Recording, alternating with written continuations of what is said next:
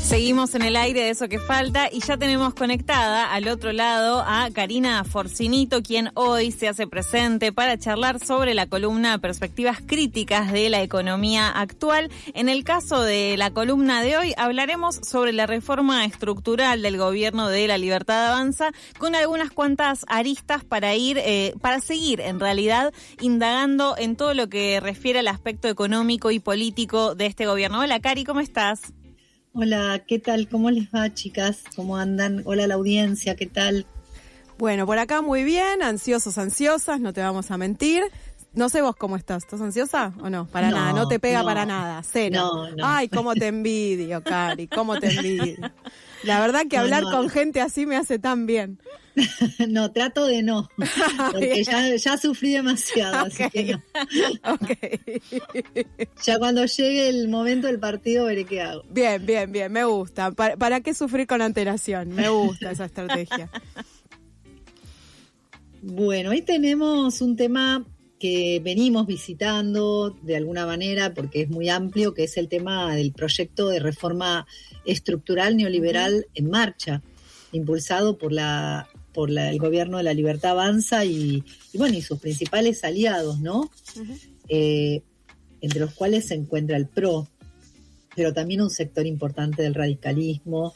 Y me parece que esto es muy importante porque de alguna manera plantea cierta continuidad en el proyecto de largo plazo neoliberal en la Argentina en relación con las reformas estructurales, que uno podría resumir del modo más sencillo y más resumido como, desregulación, o mejor dicho, una regulación pro mercado, Claro. Lo cual involucra privatizaciones, concesiones al capital privado de todo aquello que el Estado venía realizando o en general se concebía que era mejor que lo realizara el Estado por diversos motivos. Lo mismo que apertura al comercio internacional, apertura financiera,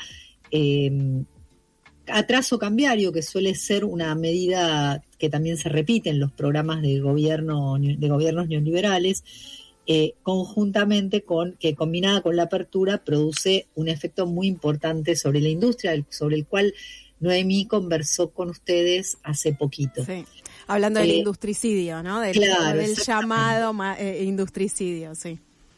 Hubo en estos últimos tiempos una noticia que sorprendió por la violenta, que fue que el gobierno realizó un centenar de despidos en la Comisión Nacional de Energía Atómica, que es el organismo encargado de la operación de las centrales nucleares, además de la medicina orientada a la lucha contra el cáncer y la investigación de minerales como el uranio, el desarrollo de la minería del uranio y etcétera, y otras cuestiones conexas.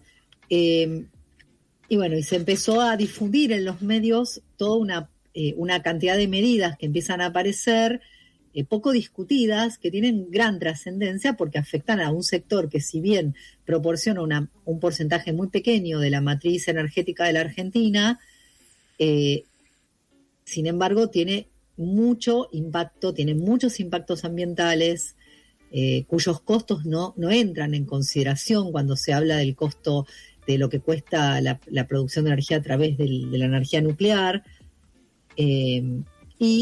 a la vez también tienen, y sobre la salud, y muchos impactos, también muchos riesgos asociados al problema de un posible ataque terrorista, muchos riesgos asociados a la exportación de materiales para la elaboración de armamentos atómicos a nivel mundial. Bueno, el gobierno está con un discurso muy pro mercado también en materia nuclear, como si fuera una mercancía más del mercado, cuando la cuestión nuclear es de las más complejas que existen, ¿no? Yo venía mirando un poco de artículos y tratando de investigar, porque no soy una especialista en el tema, y efectivamente una de las cuestiones fundamentales que me parecía interesante compartir con ustedes y con la audiencia era que se trata de un tipo de energía que no es muy importante en el mundo. Por ejemplo, en el 2000 la energía de origen nuclear representaba un 16%, ¿no?, de la energía total, y para 2023 pasó a representar un 9,1%. Es decir, hubo un proceso de reducción, pero en los últimos años, otra vez, en el marco de los enfrentamientos bélicos cada vez más agudos y horrorosos que estamos viviendo, especialmente por parte de muy pocos países, Estados Unidos, Inglaterra, China, Pakistán, India, otra vez empezó a proliferar la cuestión del sector nuclear. Existen alrededor, para más o menos tener un número en la cabeza respecto del peso de este sector en el mundo, 440 centrales en el mundo, y se están construyendo 60 reactores en este momento, digamos, en los últimos años. Yo estos datos los estoy tomando de una publicación de la ingeniera Alicia Rodríguez, que trabajó muchos años en la CNA y que publicó acerca de estas políticas, en, digamos, diversas opiniones, en artículos, en revistas académicas. Ella también comenta que a nivel mundial, si bien no es muy relevante, los impactos sí lo son. Y en ese sentido, Argentina, que tiene 3 centrales, Embalse, Atucha 1 y Atucha 2, no es la excepción. ¿Por qué? Porque la energía nuclear viene de la mano de la minería de uranio, ¿no? Que a diferencia de todo lo que tiene que ver con, por ejemplo, la minería del oro, que utiliza cianuro, utiliza ácido sulfúrico y también es muy contaminante. El tema es que nosotros en la Argentina no venimos tratando los pasivos ambientales, y hay una cantidad muy importante, según esta investigadora, de pasivos que incluso han sido documentados por la Auditoría General de la Nación, que están marcando la necesidad de discutir socialmente y con un debate amplio y también informado sobre el tema del sector nuclear y su relevancia y hasta dónde debería tener alcance. Digo esto porque se divide como el campo de discusiones entre aquellos que defienden, por un lado, la soberanía energética del país y todas las capacidades científico-tecnológicas que innegablemente ha podido desarrollar el país desde aquel proyecto de Perón en la isla Huemul de introducción de desarrollo de la energía nuclear, luego la creación de la CNEA y de todas el sistema, ¿no? Porque es un sistema de instituciones que tiene el sector científico argentino, que es uno de los más exitosos, ha logrado incluso generar empresas como el INVAP, que es una empresa que exporta reactores, satélites, es como una de las estrellas del sector científico-tecnológico en la Argentina. Por un lado está todo este sector que defiende la política, ¿no?, de la cual yo, por supuesto, como parte de ellos, también soy docente universitaria e investigadora, reconozco la relevancia que tiene y su potencial para el sector de salud, para muchísimos usos pacíficos de la energía nuclear, pero también aparecen todas estas preocupaciones muy importantes que tienen que ver con los impactos ambientales y con la posible cooperación con Estados Unidos en un contexto tan violento como el que vivimos hoy, esta ofensiva bélica, que es preocupante en virtud de la política que tiene de alineamiento acrítico el gobierno actual con respecto al gobierno de los Estados Unidos. Así que no me quiero meter en ese debate porque me parece que excede. Quería describir un poquito cómo se van situando las posiciones y también contar que este proyecto de alguna manera esconde esta reducción de estos despidos en la Comisión Nacional de Energía Atómica, que fueron notificados con un simple mensaje a través del sistema de gestión estatal, en donde les avisaron a un centenar de trabajadores y trabajadoras que habían sido despedidos, y que los gremios estiman que podrían llegar a 170. Esta situación, digamos, es parte de una política de desmantelamiento que tiene este organismo y muchos otros, ¿sí?, que a su vez vio reducido su presupuesto en un 45%, ¿no? Esto destruyó inversión en bienes de capital, ¿sí? Y además se fueron ya 500 trabajadores de este sector porque por los bajos salarios han migrado hacia el sector privado. La gendarmería reprimió en los pasillos del edificio a quienes hacían una permanencia pacífica en protesta frente a los despidos.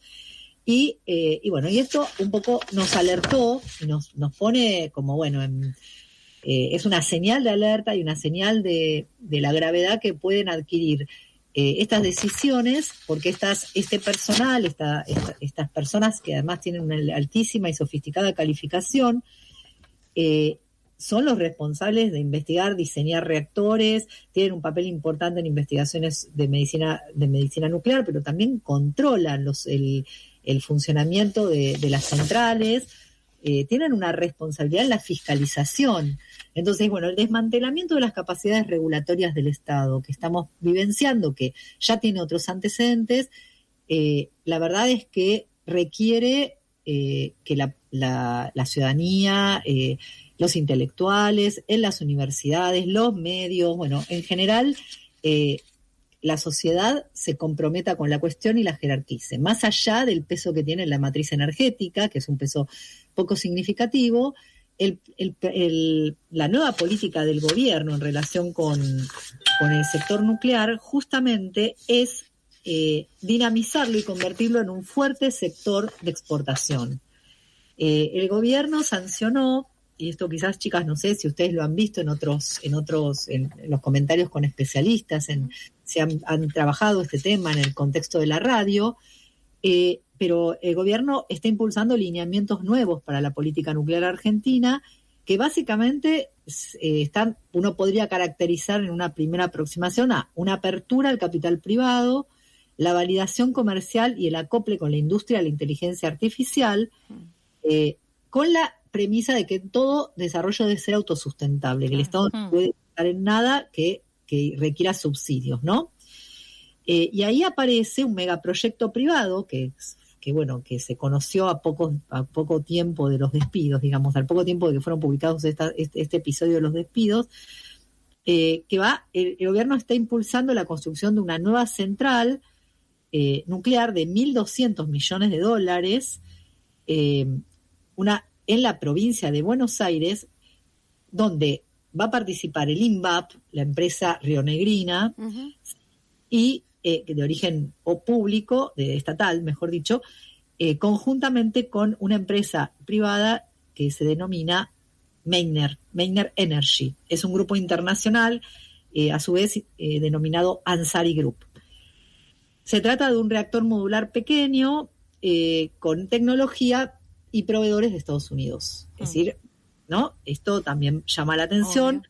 Esta central busca ingresar formalmente bajo el paraguas del beneficio del RIGI, y su fin no es solo inyectar energía a la red tradicional, sino fundamentalmente proporcionar electricidad estable y masiva para alimentar los futuros grandes centros de datos de inteligencia artificial que plantean radicarse en el país. Bueno, esto lo podemos relacionar directamente con lo que Corina también hace un par de semanas traía respecto al tecnocapitalismo, al feudocapitalismo, ¿no? Al feudalismo de plataformas, la cantidad de formas distintas que hay de mencionar lo mismo, que básicamente tiene que ver, entre otras cosas, con la visita, ¿no? Y la instalación directamente de Peter Thiel aquí en Argentina, por ejemplo.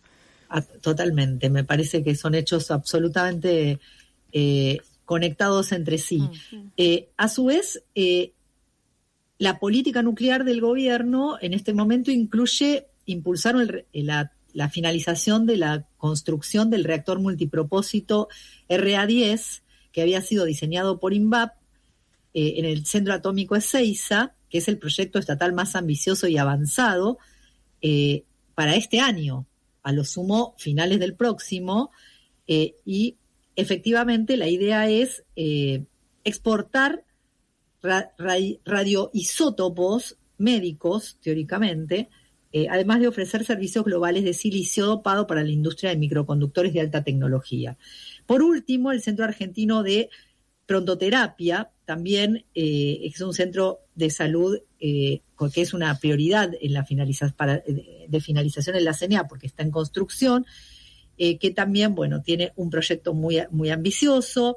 Y también está los proyectos estos CAREM, el prototipo de reactor SMR diseñado por la CNEA, que es esta, aparentemente, según dicen los medios masivos, ha avanzado en un 80%, pero aún tiene estudios de viabilidad económica que muestran que depende del subsidio estatal y por eso ha sido como detenido.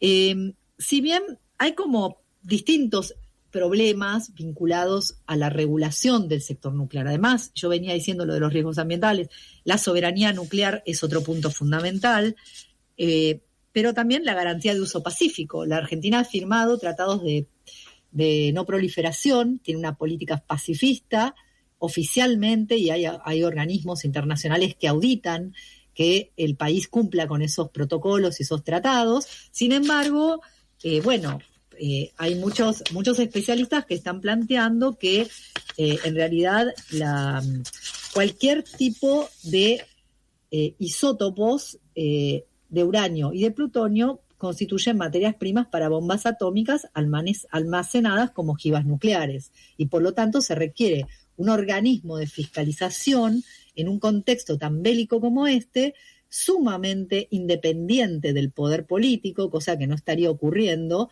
y además con algún tipo de control social sobre el tema, dada la gravedad del problema, ¿no? Uh-huh. Así que un poco quería plantear que esto es parte del proceso de un proceso de primarización que es objetivo de la política. A ver, no es una cuestión que no es un daño colateral, algo que está saliendo mal, lo de la industria, lo de el desmantelamiento de estos proyectos de largo plazo, sino que es parte de un proyecto político que en la Argentina ya viene de larga data, que lo conocemos, pero que, como bien sabemos también, viene llevando la situación a puntos de no retorno, como pasa con el RIGI, que no tienen antecedentes tan profundos y tan abarcativos, ni siquiera en los gobiernos de la dictadura. El de la dictadura fue los militares hicieron una intervención nacionalista en el sector nuclear, y en el gobierno de Menem la intervención se intentó privatizar, pero no hubo interesados. Entonces se conservó el sector nuclear con su estructura de una manera que hoy no estaría ocurriendo. La verdad es que quizás, no sé cuántos minutos nos quedan de conversación, poquititos, me imagino. Sí, medio que estábamos ahí ya para el saludo. Dale, entonces yo simplemente quería plantear que este es un tema que por su complejidad y por la trascendencia, ustedes imaginen que un accidente nuclear, la radioactividad que queda en el agua, los accidentes menores también generan un montón de problemas. Nosotros tenemos un Estado que no invierte, que no cuida, lo suficiente para cuidar la infraestructura y modernizarla permanentemente. Este proceso de desfinanciación y de ruptura de los sistemas institucionales que venían funcionando es peligroso por muchos frentes. Por lo tanto, vamos a tener quizás que hacer alguna otra columna para volver a profundizar en cada uno de estos puntos, el tema ambiental, el tema militar, etcétera, para que se entienda mejor y para ayudar a tomar conciencia de la necesidad de involucramiento social en relación con el tema. Clarísimo, Cari. Gracias por esta nueva entrega de perspectivas críticas de la economía actual. Chau, que estén muy bien, cariños chicas, cariños a la audiencia. Abrazos. Chau. Pasó así Cari Forcinito, hoy haciéndose cargo de esta columna que tenemos una vez cada 15 días y hablando de la reforma estructural neoliberal bajo el gobierno de La Libertad Avanza.